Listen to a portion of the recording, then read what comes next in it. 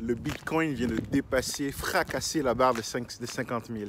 Est-ce qu'il faut investir dans du Bitcoin ou pas?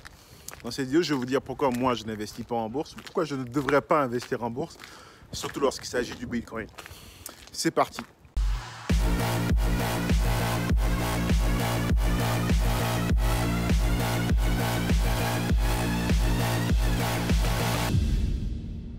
Si vous êtes nouveau sur ma chaîne, je m'appelle Uriel, je suis un investisseur immobilier. Et sur cette chaîne, je vous parle d'immobilier et d'investissement. Alors, si vous aimez ce type de contenu, je vous invite à vous abonner à ma chaîne et à activer les notifications pour être informé dès que je produis du nouveau contenu.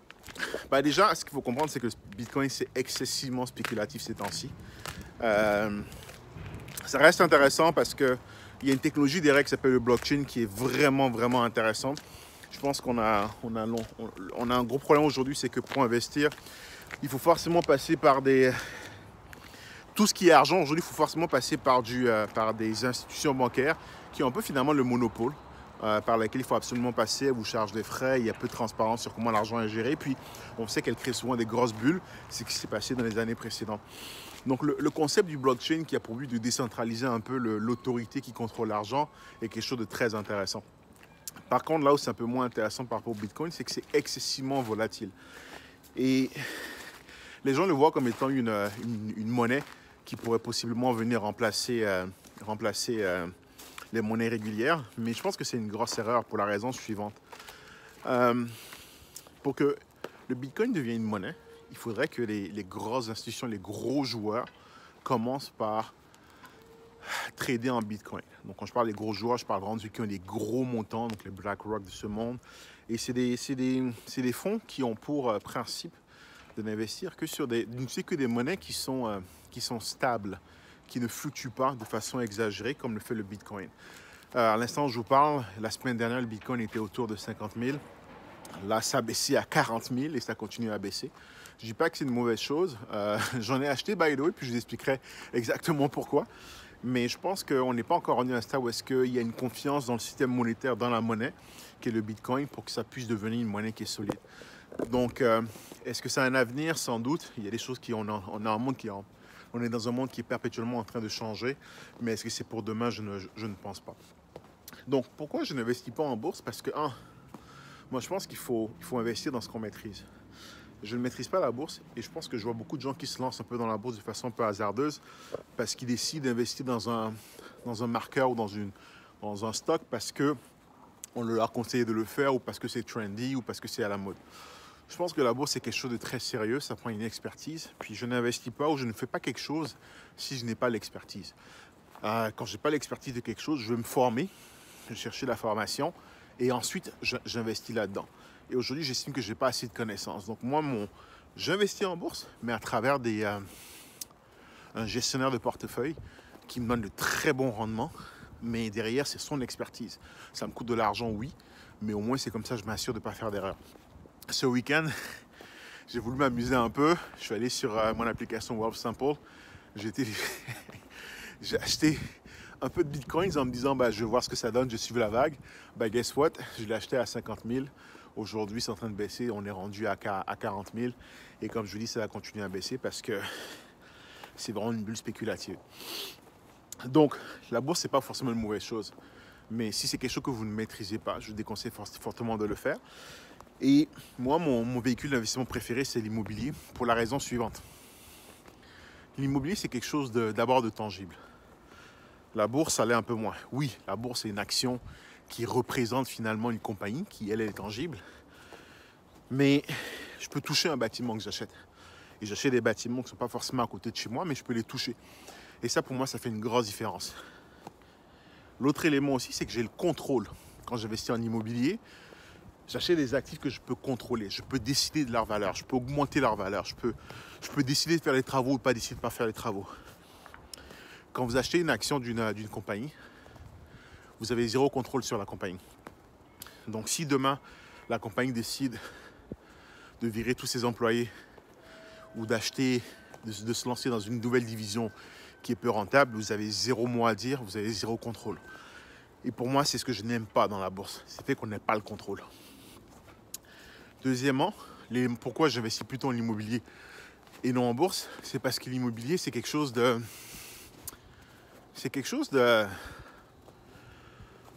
très tangible, mais surtout justement d'immobile. Donc l'immobilier ne peut pas perdre du jour au lendemain 20%. Guess what? En un week-end, le Bitcoin a perdu 20%. Donc je trouve que la perte elle est trop agressive et trop forte quand on investit en bourse. Alors qu'en immobilier, quand ça commence à descendre, bah, on a le temps de le voir venir, on a le temps de contrôler la chute, on a le temps de réagir. Et pour moi, ça fait une méga différence dans mes stratégies d'investissement. Un autre point aussi que j'aime un peu moins avec la bourse, c'est qu'il y a une sorte un peu d'opacité sur la manière dont les valeurs évoluent. Quand on regarde un peu ce qu'on appelle les penny stocks, par exemple, c'est des stocks qui sont en dessous d'$1. Quelqu'un qui est fortuné peut entrer dans ces marchés-là et les contrôler. Comment est-ce qu'il les contrôle? Bah, il achète une grosse partie, il vend une grosse partie. Donc il y a toujours cette notion où est-ce qu'un individu peut contrôler le marché. En immobilier, ce n'est pas le cas. Oui, un individu peut acheter tout un quartier, mais c'est assez rare. Donc on a quand même un certain contrôle quand on investit en immobilier. Puis le marché ne peut pas être biaisé, comme c'est le cas lorsqu'on investit en bourse, parce que des gens, justement, ils peuvent prendre le contrôle en achetant un gros volume d'actions. C'est la troisième raison pour laquelle je n'investis pas en bourse. Puis encore une fois, je répète, le but, c'est pas de vous dire de ne pas investir, mais n'investissez pas si vous n'avez pas les connaissances. Puis, si vous n'avez pas les connaissances, allez les chercher. Moi, mon dada, c'est l'immobilier, et c'est le choix que j'ai fait d'investir uniquement en immobilier parce que c'est là où j'ai vraiment du contrôle. Et pour le reste, je le confie à quelqu'un. Et l'expérience de ce week-end le prouve encore une fois. Ça peut faire très mal. L'autre élément aussi, c'est pourquoi je trouve c'est très intéressant de l'immobilier, c'est que peu importe la période dans laquelle on est, il y a toujours cette perception que c'est quelque chose de solide. Donc toutes les fortunes de ce monde ont un gros portefeuille en immobilier. Les gens ont toujours la perception et auront toujours la perception que l'immobilier est quelque chose de solide, donc quelque chose de tangible. Alors que la bourse, il y a beaucoup de volatilité. Puis, ce qui est intéressant avec l'immobilier aussi, c'est que c'est une très bonne variable pour se protéger de l'inflation.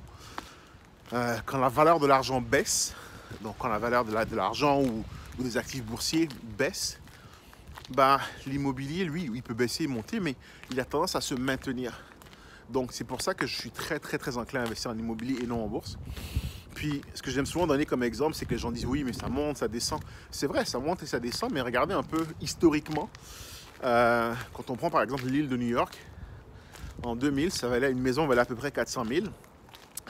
Aujourd'hui, en 2008, avec la crise, ça a commencé à chuter. C'était monté, je crois, autour de 800. Ça a commencé à chuter, ça a dippé un peu, mais c'est remonté. Donc ça qui est beau avec l'immobilier, c'est aujourd'hui une maison dans l'île de Manhattan, ça coûte à peu près 1,3 million en dollars US. Donc c'est quelque chose qui monte constamment. Est-ce que la bourse aussi monte? Oui. Mais encore une fois, il y a trop de volatilité.